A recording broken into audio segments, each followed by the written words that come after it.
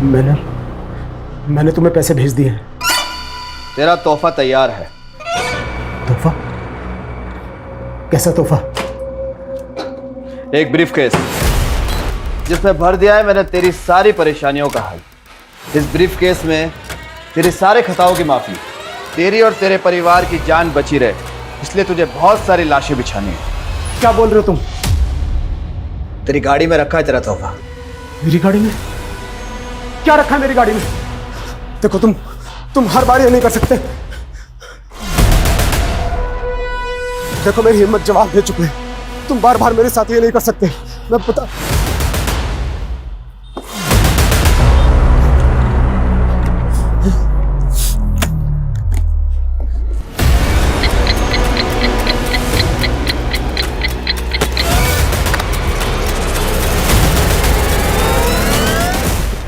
क्या क्या है ये? तुम्हारा तोहफा। इस ब्रीफकेस के 2 लॉक हैं। इस लॉक को दोनों को एक साथ खोलते ही तुम्हारा टाइमर चालू हो जाएगा, जो कि 2 मिनट का है। 120 सेकंड। 120 सेकंड बाद टिक टिक टिक और अगर तुमने इस बॉम्ब को यानी कि इस ब्रीफकेस को 2 मिनट के अंदर बंद कर दिया तो टाइमर भी बंद हो जाएगा। देखो तुम पहले तुम मेरी बात सुनो। जल्दी से जाकर इस ब्रीफकेस को किसी भीड़-भाड़ वाले इलाके में रख दो, वरना देखो तुमने अब तक जो कुछ भी काम मैंने किया है, लेकिन प्लीज मैं ये नहीं कर पाऊंगा, बिल्कुल नहीं। नहीं करेगा तो तेरी खूबसूरत बीवी और कमसिन बेटी का क्या हाल होगा। 5 घंटे, सिर्फ 5 घंटे हैं तेरे पास। अगर 5 बजे तक धमाके की खबर नहीं मिली तो वरना। Hello hello hello.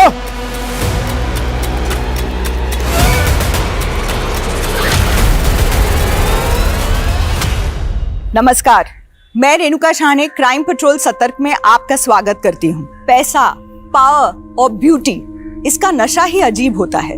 एक ऐसी मृत तृष्णा जिसकी होड़ में रोशनी कब अंधेरे में बदल जाती है पता ही नहीं चलता। अर्श की बुलंदी कब फर्श की गर्त में समा जाती है एहसास ही नहीं होता। हमारी चाह, हमारी तमन्ना हमें कभी कभी इतना मोहताज बना देती है कि हम हाथ फैलाते हैं तो गुनाह अपनी बाहें फैलाए सामने होता है। फिर हम सोचते नहीं, चुन लेते हैं तबाही, और गुनाह की आग में एक परवाने की तरह झुलस जाते हैं, मिट जाते हैं, मिटा देते हैं। इस केस में भी ऐसा ही हुआ।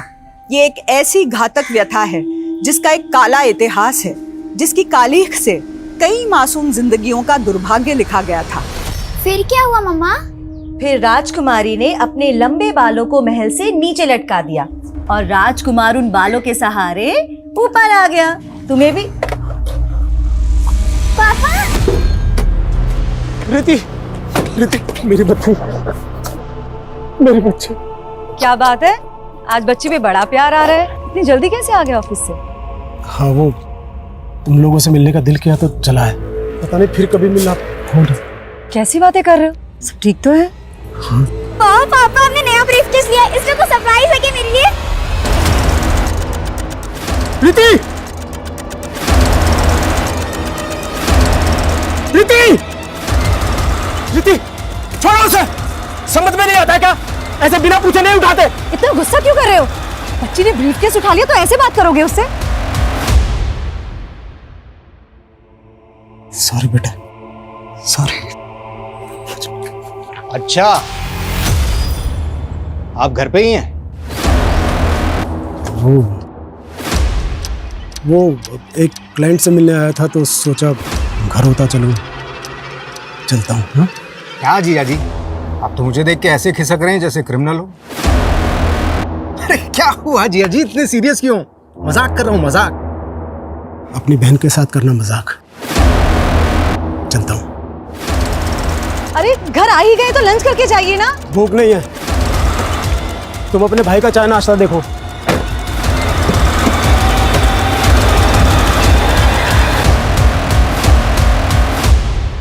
ये लीजिए आपकी चाय। साहब, आपकी गरम चाय।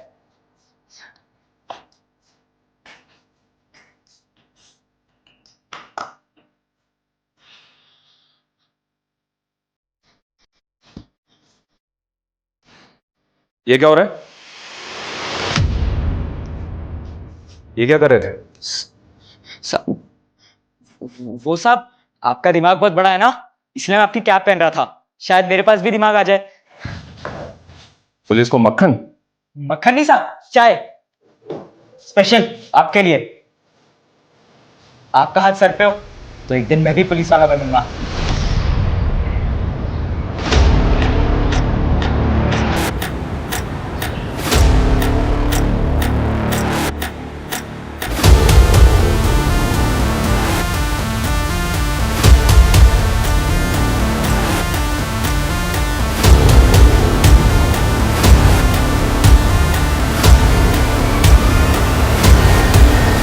इस ब्रीफकेस के दो लॉक हैं। इस लॉक को दोनों को एक साथ खोलते ही तुम्हारा टाइमर चालू हो जाएगा।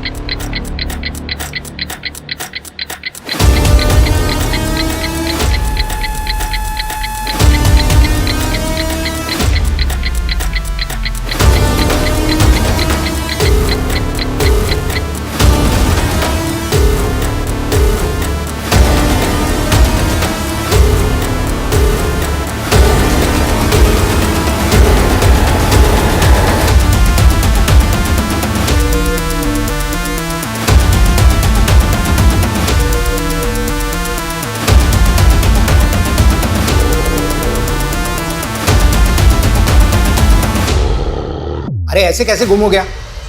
जल्दी ढूंढ उसे। हाँ, और अपडेट दे मुझे। कुछ तो चल रहा है जतिन के मन में जो वो बता नहीं रहे। ऑफिस से जल्दी घर भी आए और शक्ल दिखा के चले गए। अरे कहीं ऐसा तो नहीं कि तुम पे शक कर रहा हो कि बीवी पीछे क्या करती है? अरे जस्ट जोकिंग, टेंशन वाली कोई बात नहीं है, सब ठीक हो जाएगा। Hope so. वो क्या है ना साहब, इस साल बारिश ठीक से हो भी नहीं पाई। वो बोलते हैं ना, ग्लोबल वार्मिंग बढ़ रहा है साहब। बहुत गर्मी है साहब। बस गरीबों को, मुझे यही उतरना। कितने पैसे हुए? 100 रुपए साहब।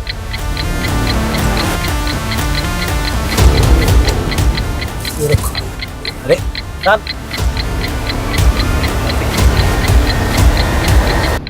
अरे साहब आपका ब्रीफकेस।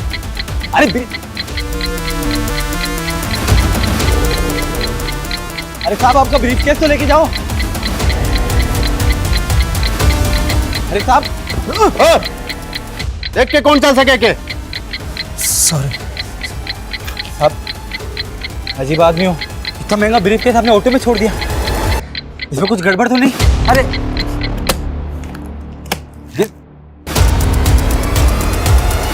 अजीब आदमी।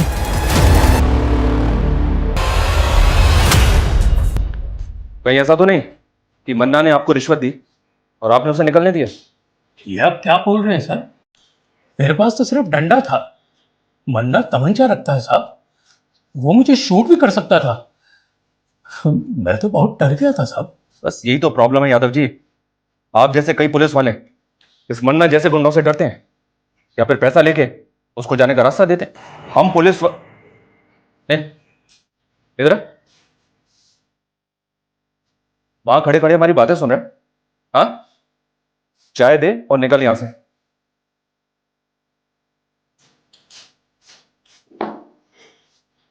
वैसे छोटा मुंह बड़ी बात साहब, और इस मन्ना को मैंने भी बहुत बार शक्ति बाजार में देखा है।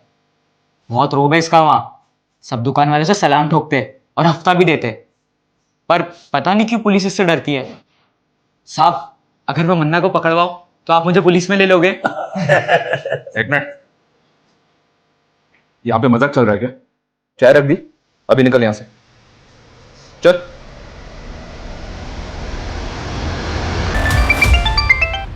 क्या रे, ये धमाके की ब्रेकिंग न्यूज की खबर दिखी नहीं मुझे अभी तक।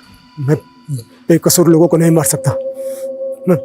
मैं क्या मैं कलानगर थाने के सामने खड़ा है तो बड़ा चौड़ा हो रहा है तू। सुबह से मेरा शूटर तेरा पीछा कर रहा है।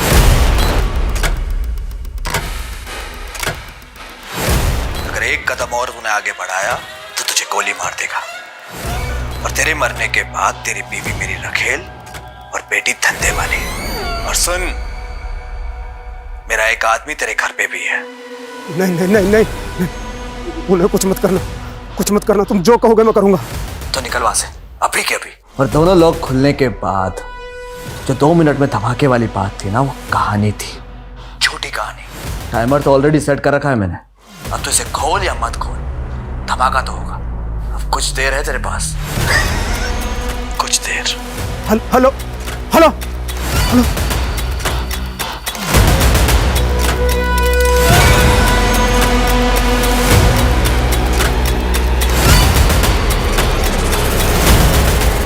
ए, रुक। कहाँ भाग रहा है सामान रख के? क्या इसमें? कुछ नहीं है। अरे रुक, चल बता मेरे को क्या इसमें। सर सर सर इसके पास मत जाइए, सर इसके पास मत जाइए। खोल इसको। सर इसमें बॉम्ब है, आप लोग दूर रहिए, इसमें बॉम्ब है। पीछे हट जाइए, ये किसी भी टाइम फट जाएगा, पीछे हट जाइए। अरे रुक, क्या तमाशा ये? Sir sir sir sir please गोली मत चलाना, ये कभी भी फट जाएगा, इसमें बॉम्ब है। क्या हो रहा है ये? सर हाँ सर आप दूर हटिए, इसमें बॉम्ब है। पीछे हटो सब पीछे हटो। कौन है तू? किसके लिए काम करता है? किसने भेजा तुझे यहाँ? सर मैं किसी के लिए काम नहीं करता, मेरा नाम जतिन शेखावत है, मैं एक बिजनेसमैन हूँ सर मुझे फंसाया जा रहा है सर। कौन फंसा रहा है तुझे? देख, कोई भी कहानी बनाने की जरूरत नहीं है, तेरी बातों में नहीं फंसने वाले हम। ये बता अब तक कितने ब्लास्ट किए तूने?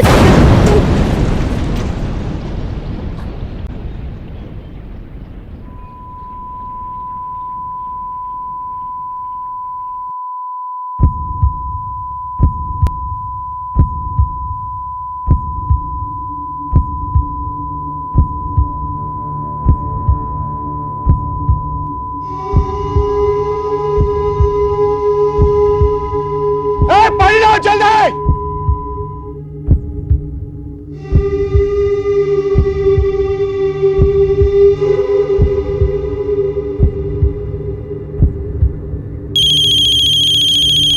चीटिंग। हेलो, क्या? सर ये पहले ब्रीफ केस रख के भाग रहा था, फिर कांस्टेबल मिश्रा ने इसे देख लिया तो अपने मजबूर होने की कहानी सुनाने लगा। हाँ सर, ये आदमी बार बार बोले जा रहा था कि मैं बेकसूर हूँ और सूटकेस में बॉम्ब है। ये आदमी अपने आप को एक बिजनेसमैन कह रहा था। इस आदमी की हमें डिटेल्स निकालनी होगी और ये भी पता लगाना होगा कि किस वक्त ससेद ने हमारे थाने के बाहर ब्लास्ट किया। अगर सीसीटीवी फुटेज के हिसाब से देखें तो ये आदमी काला नगर पुलिस स्टेशन में अभी एक भीषण बॉम्ब ब्लास्ट हुआ है। हमारे सूत्रों से पता चला है कि बॉम्ब एक बिजनेसमैन जतिन शेखावत ने यहाँ प्लान किया था, जो कि इसी बॉम्ब ब्लास्ट में मारा गया है। पुलिस को जतिन के टेररिस्ट ऑर्गेनाइजेशन से जुड़े होने का भी अंदेशा है।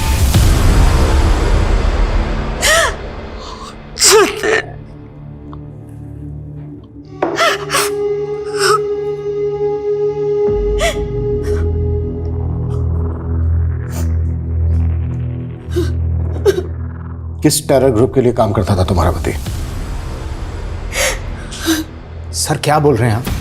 मेरे जीजा जी एक रेप्यूटेड बिजनेसमैन थे, जरूर उनको किसी ने फंसाने की कोशिश की। बॉम्ब लेकर आया था वह यहाँ।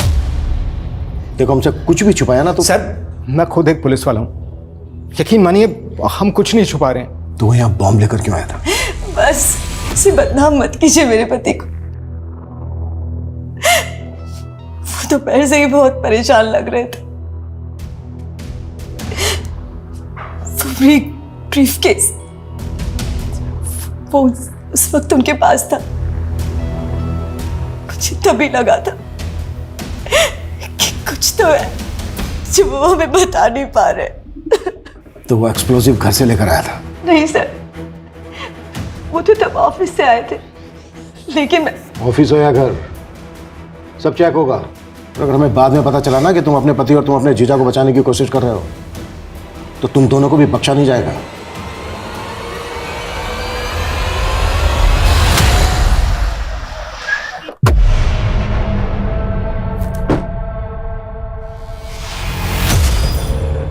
अबे तू कहाँ लेके आ गया मुझे यार? मेरा गैराज का काम बाकी बिना वर्दी के मेडल कैसे मिलता है बताता हूँ, देखते जा बस। जो मैं बोलूँ वो करते रहे। साहब आपका मुर्गा मन्ना यहाँ शक्ति बाजार के रॉयल केक शॉप में, आप आ जाओ जल्दी। क्या रे, पैसा लेने के लिए खुद आना पड़ेगा? मन्ना भाई अभी धंधा बंदा चल रहा है, तो थोड़ी सी बढ़ तो दो ना। धंधा चल रहा है। अरे मन्ना चल रहा है। हाँ मन्ना भाई मुझे ये मैकेनिक चल बाहर आ, खुल गई डिक्की, जल्दी आ, चल चल चल। हफ्ता टाइम पे देना वरना तेरी डिक्की किसने बोला है?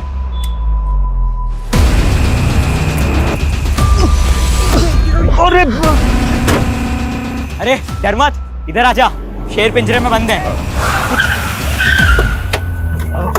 साहब, आपको मैंने ही कॉल किया था। आइए, आपका मुर्गा मन्ना यहाँ डिक्की में बंद है। मजाक कर रहा है क्या? तूने मन्ना को बंद किया डिक्की में? हाँ साहब। डिक्की खोलो।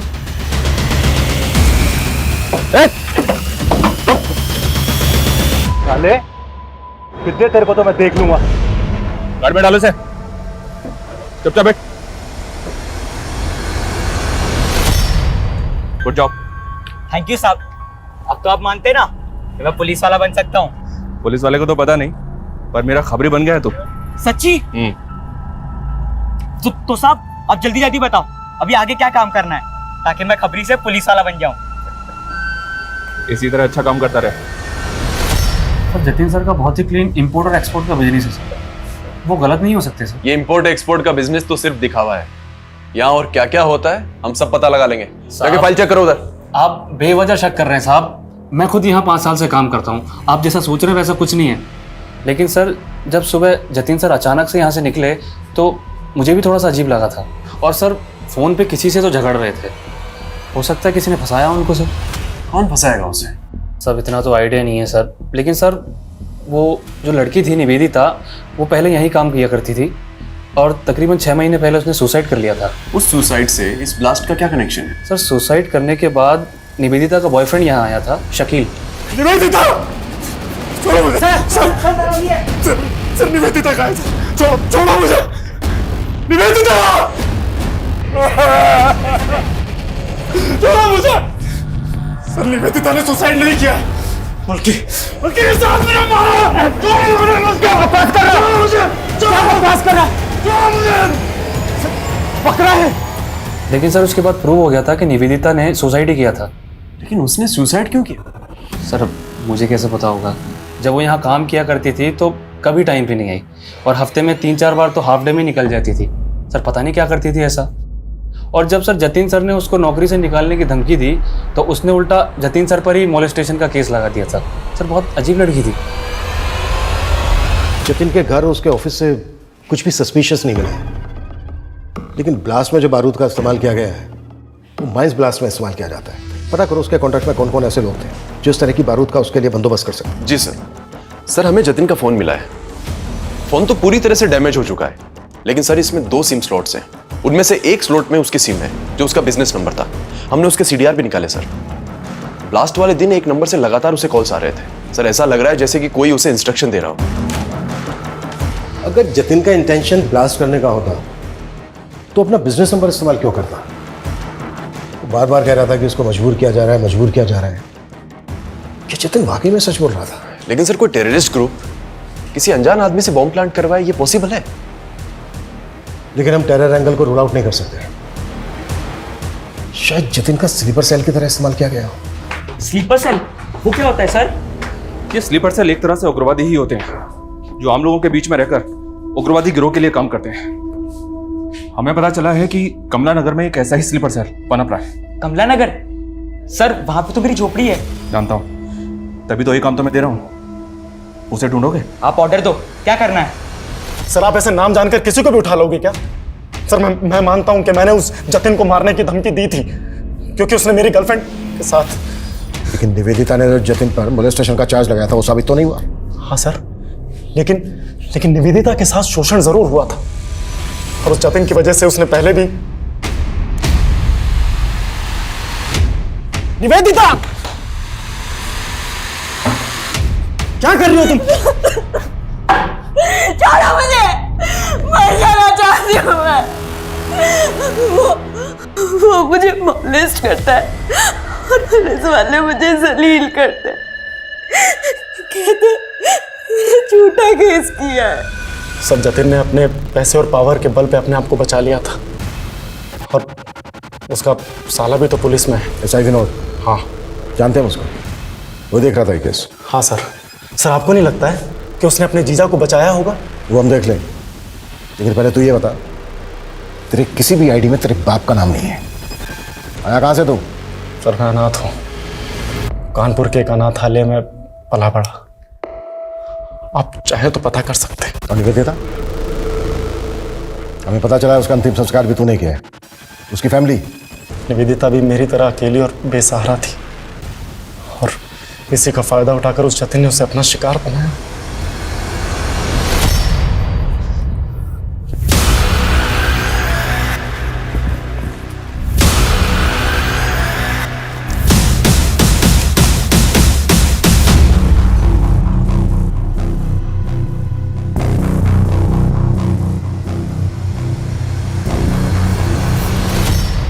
भगवान के नाम पे कुछ दे दे बाबा, 2 दिन से कुछ नहीं खाए।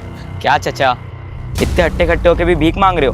बेटा पैर में बहुत दर्द रहता है और ज्यादा देर तक खड़ा भी नहीं रह जाता। अच्छा, तो दौड़ाए आपको? ए रुक, ए चोर चोर, पकड़ो पकड़ो पकड़ो। ए रुक।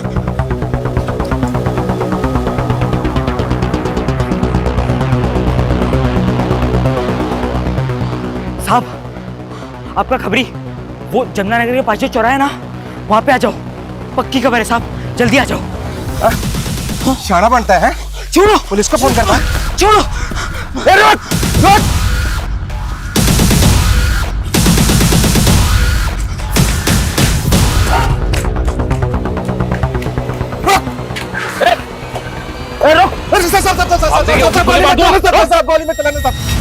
ज्यादा चालक बनता है, जस्ता पे नजर रखता है। पकड़ो इसे। साहब, ये आपका स्लीपर सेल, ये देखिए।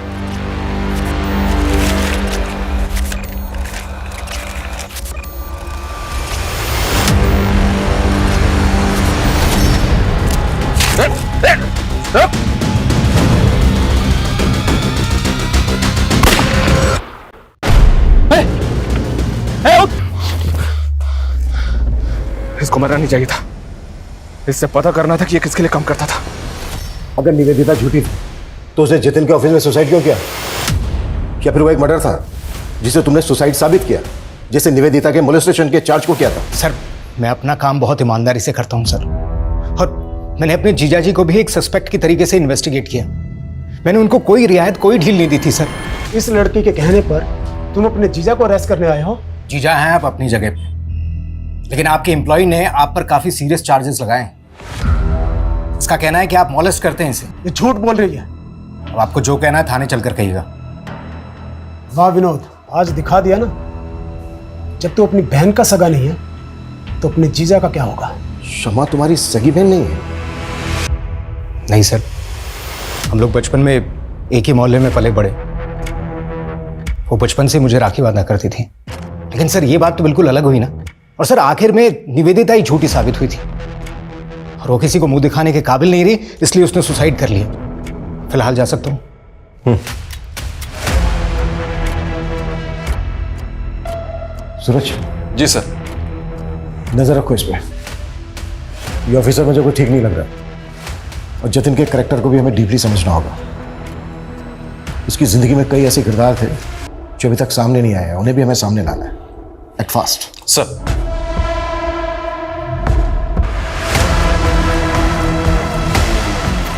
सुबह सुबह क्या मुंह लटका के बैठे हुए हैं आप, और दाढ़ी भी नहीं बनाई अभी तक। आइए पहले नाश्ता कर लीजिए, फिर। भूख नहीं है मुझे। बिना खाए कहाँ जा रहे हैं आप? झाड़ू में जा रहा हूँ। सुनिए तो।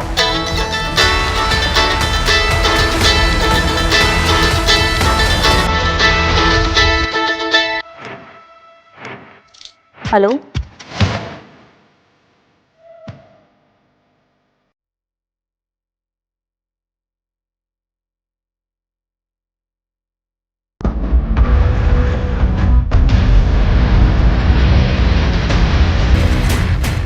सर, मैंने जतिन का बैंक अकाउंट चेक किया तो एक बात बड़ी अजीब लगी।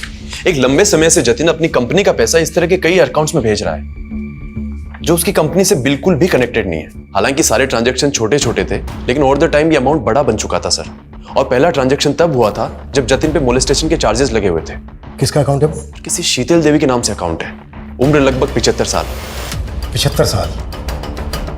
हो सकता है इन बूढ़ी औरत के नाम से एक फेक अकाउंट खोला गया जिसमें जमा किया गया पैसा गलत एक्टिविटी में इस्तेमाल होता। सूरज, एक काम करो, शीतल देवी के अकाउंट की डिटेल्स निकालो। सर, निवेदिता और उसके बॉयफ्रेंड के बारे में एक इम्पोर्टेंट बात पता चली है। क्या? सर ये दोनों 9 महीने पहले जबलपुर में थे और जबलपुर में निवेदिता पर कई लोगों को पिरामिड स्कीम में फंसा के पैसे गबन करने का इल्जाम है। तो क्या निवेदिता ने जतिन पर मोलेस्टेशन का झूठा चार्ज लगाया था? अगर ऐसा है तो निवेदिता के सुसाइड करने की असली वजह क्या होगी?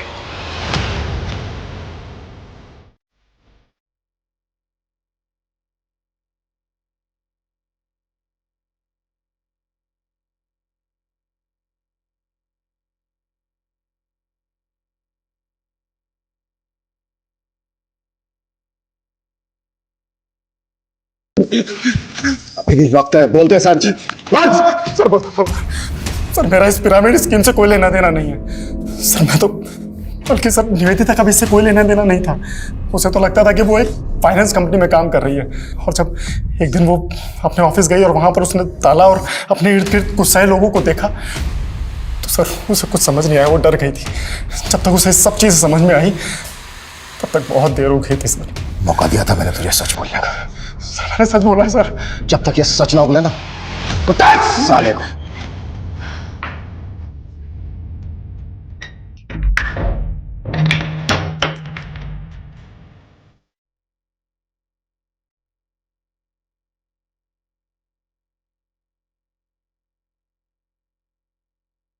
आनंद, तुमने मुझे डरा दिया था। यहाँ क्यों सो रहे? खाना भी नहीं खाया तुमने? तुम्हारा ही इंतजार कर रहा था। बहुत लेट कर दिया आज। वो आज काम थोड़ा ज़्यादा था। I am sorry. सब मेरी गलती है। अगर मैंने उन चीटर्स के साथ में पार्टनरशिप नहीं की होती तो शायद आज मेरा ये। आनंद, दिल छोटा मत करो, सब ठीक हो जाएगा। मैं हूं ना तुम्हारे साथ। तुम फिर से कर पाओगे, मुझे पता है। मुझे नहीं लगता कि मैं वो सब फिर से दोहरा पाऊंगा।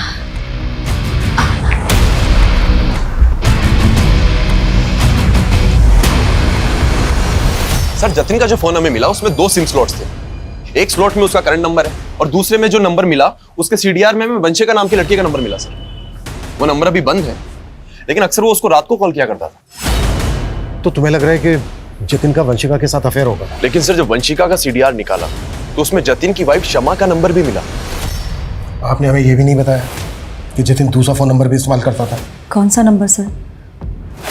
जो उनके दूसरे नंबर के बारे में कुछ भी नहीं पता। वंशिका के बारे में तो पता होगा, आप कॉल भी करती थी उसे। वंशिका? हाँ, जतिन की एक दोस्त थी। जतिन ने ही कभी मेरे फ़ोन से कॉल किया होगा उसे।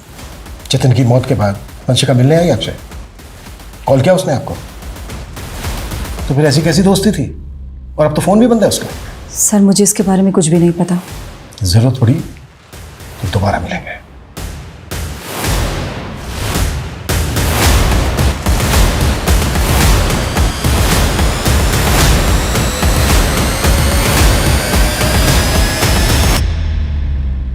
आजा माँ।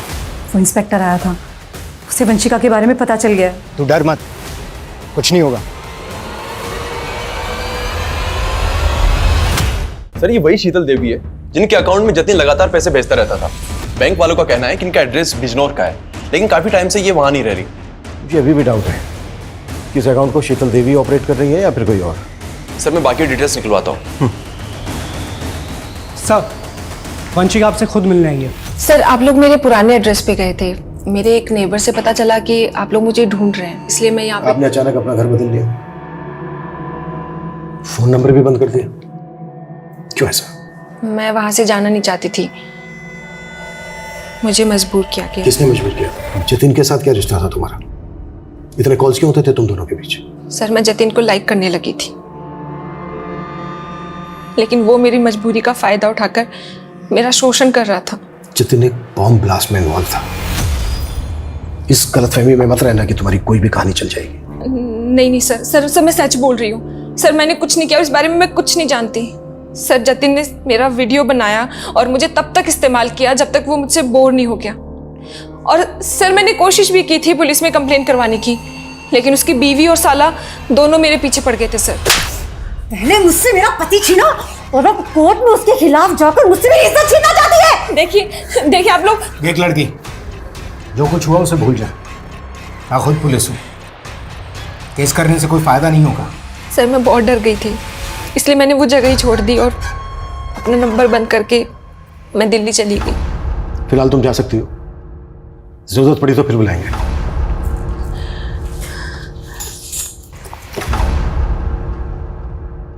सूरज सर, इस लड़की पे नजर रखो और पता लगाओ कि इसकी कहानी में कितनी सच्चाई है। निवेदिता ने भी जतिन पर मोलेस्टेशन का चार्ज लगाया था। जतिन की कॉन्टैक्ट लिस्ट में जितनी भी लड़कियां हैं उन सबकी डिटेल निकालो। हो सकता है किसी ने रिवेंज लेने के लिए इस तरह से जतिन का बम ब्लास्ट में इस्तेमाल किया हो। एक बम धमाके की सनसनीखेज खबरें बटोरने वाला ये केस शुरुआत से ही एंटी सोशल एंगल से जोड़ा जा रहा था, लेकिन पुलिस जांच का दायरा ऐसा था मानो ये कोई सामान्य हत्या का केस हो। तो क्या पुलिस को एंटी सोशल एंगल में वाकई कुछ नहीं मिल रहा था, या पुलिस से कोई चूक हो रही थी?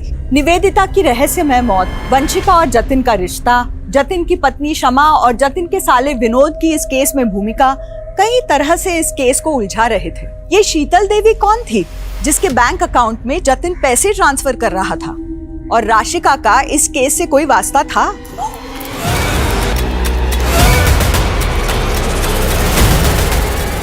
आखिर राशिका का कत्ल किसने और किस मकसद से किया था? इस केस के कई और भी राज थे जो अभी तक बेपर्दा होने बाकी थे। हौसला रखो उस्मान, हम भले ही केस हार गए लेकिन तुम हिम्मत मत हारो, मैं पूरी जान लगा दूंगा। कैसे हार ना मानूं? मैं उस्मान हूं तो मैं झूठा हो गया? हर बार हमारी जमात के साथ नाइंसाफी होती है। मेरी आंखों के सामने मेरे बेटे को मार दिया। मैंने उसके गुनहगार को अपनी आंखों से देखा और मेरा ही बयान पलट दिया। ये इंसाफ? उस्मान भाई देखो, मैंने तुम्हारा केस पूरी तरीके से पक्का बनाने की कोशिश की थी, लेकिन क्या पक्का केस? आपने तो कहा था कि सारे सबूत उसके खिलाफ, सब बेकार हो गए। इतना नाउम्मीद मत हो उस्मान, हम अभी भी हाई कोर्ट जा सकते हैं। अब हाई कोर्ट हो या सुप्रीम कोर्ट, जब तक उस नेता को फांसी के फंदे पर नहीं चढ़ा देता तब तक मैं चैन से बैठने वाला नहीं। ये पोस्टर हर जगह लगा दो, कोई भी जगह छूटनी नहीं चाहिए। इस बार जीत हमारे मनोज भैया की। और बाहुबली, तैयारी कैसे चल रही है? राम राम मनोज भैया, कृपा है आपकी। जाओ अपना काम करो। मनोज भैया हमारी तैयारी तो बहुत जोर शोरों से चल रही है, लेकिन ये आपके जो कारनामे है ना, कहीं आप कोई हवा ना कर दे। क्या बक रहा है तू? आप टेंशन मत लो, आप ना चुनाव की तैयारी करो। हमें ना आपका पत्ता साफ नहीं होने देंगे। आप मेरे जीजा के कातिल को तो पकड़ नहीं पा रहे, उल्टा आप हमें परेशान कर रहे हैं। मैं जतिन के कातिलों से ही तो बात कर रहा हूँ। ऐसा ही विनोद, तू और तेरी ये बहन कुछ भी बोल रहे हैं आप। जतिन का असली चरित्र हमारे सामने आ गया है। जतिन लड़कियों को अपनी हवस का शिकार बनाता। निवेदिता, वंशिका, गीता, स्वीटी, बहुत लंबी लिस्ट है। वो लड़कियों के साथ खिलवाड़ करता और तू बचाता उसको, और उसकी आदतों से बाद में तुम दोनों इतना तंग आ गए कि तुम लोगों ने सोचा कि उसी को हटा देते हैं रास्ते से। क्या कहना चाहते हैं आप कि हमने फोर्स किया उन्हें बॉम्ब रखने के लिए? पर वंशिका को पुलिस कंप्लेंट फाइल ना करने के लिए तो फोर्स किया था ना तुम दोनों ने। देखिए सर, मैं मानती हूँ कि मेरे पति रंगीन मिजाज के थे, पर सर इन सब बातों को बॉम्ब ब्लास्ट से जोड़कर आप बहुत बड़ी भूल कर रहे हैं। हम क्या कर रहे हैं ये हम अच्छी तरह से जानते हैं। तुम दोनों ये बताओ, शीतल देवी कौन है? कौन? शीतल देवी। हम नहीं जानते किसी शीतल देवी को। देखिए सुल्तान भाई, आपके लिए और पार्टी के लिए बहुत काम किया है मैंने। अब पार्टी ने फैसला करके आपको एमपी की दौड़ के लिए लगा दिया, और यह एमएलए का टिकट मनोज भाई को दे दिया। मनोज भाई ने आपकी सारी मेहनत पे पानी फेर दी, सब मेहनत खराब कर दी। अगर ये एमएलए का टिकट मुझे मिल जाता ना तो बस। तो अब तू भी नेता बनना चाहता है? सुल्तान भाई क्यों नहीं बन सकता मैं? पार्टी के लिए और आपके लिए बहुत काम किया है मैंने। अब देखिए, अगर मनोज भाई ने इस सीट से चुनाव लड़ा ना तो पक्का 100% पार्टी की हार होगी। आप कोई ना कोई जुगाड़ करके ये टिकट मुझे दिला दो ना। ये सब इतना आसान नहीं है कौशिक। पार्टी के टिकट भी पैसे में बिकते हैं। 6 करोड़ का भाव है एमएलए के टिकट का। औकात है तेरी 6 करोड़ देने की?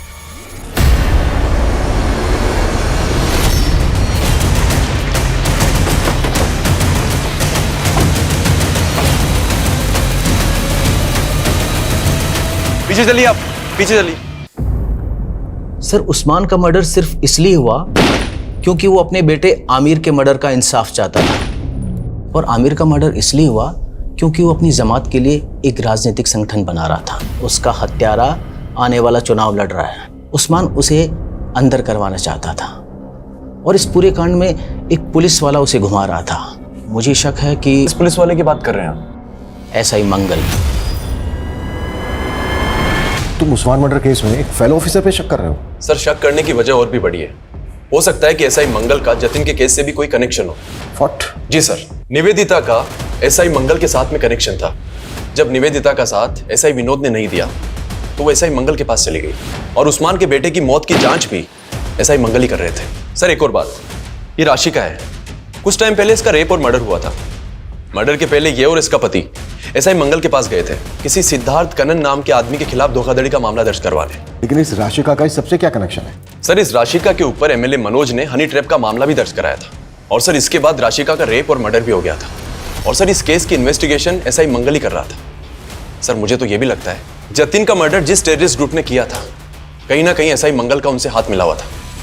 लेकिन सबसे पहले हमें एसआई मंगल के खिलाफ सबूत इकट्ठा करने होंगे, लेकिन ध्यान से और संभल कर। एसआई मंगल को इस बात की भनक तक नहीं लगनी चाहिए कि हम इस केस को इन्वेस्टिगेट कर रहे हैं।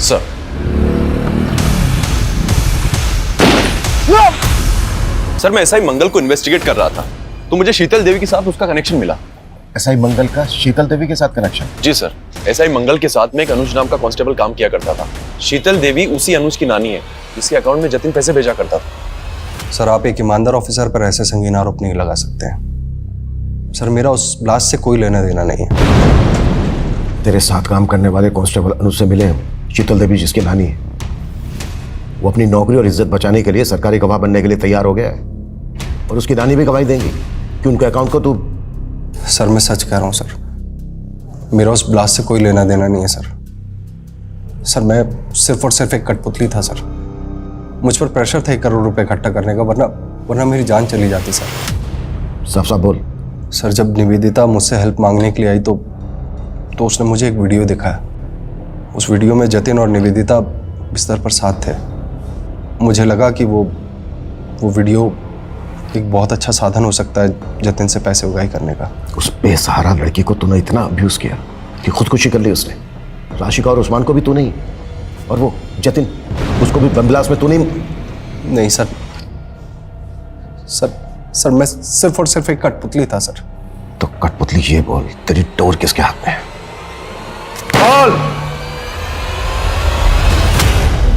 नेताजी, आप भी कैसी बातें करते हैं? आपका हुक्म मैं कैसे टाल सकता हूं? अरे, आप जिसको बोलेंगे मैं उसको अंदर डाल दूंगा। लीजिए, आपकी चाय आ गई। लीजिए, चाय पीजिए, जाओ। देखिए, ऐसी कोई बात नहीं है, आप बिल्कुल बेफिक्र रहिए, आप चाय का आनंद लीजिए। प्रताप सर तो पुलिस है, तो ये अंदर कौन उनकी कुर्सी पे? वो नेताजी हैं। नेता पुलिस से बड़े होते हैं, पुलिस इनके इर्द गिर्द घूमती है। अच्छा, फिर तो मुझे पुलिस नहीं, नेता बनना है। हमारे विधानसभा क्षेत्र में इतना प्रचार प्रसार करो कि सभी के जुबान पर सिर्फ हमारा नाम होना चाहिए। कौशिक भैया जिंदाबाद, कौशिक भैया जिंदाबाद।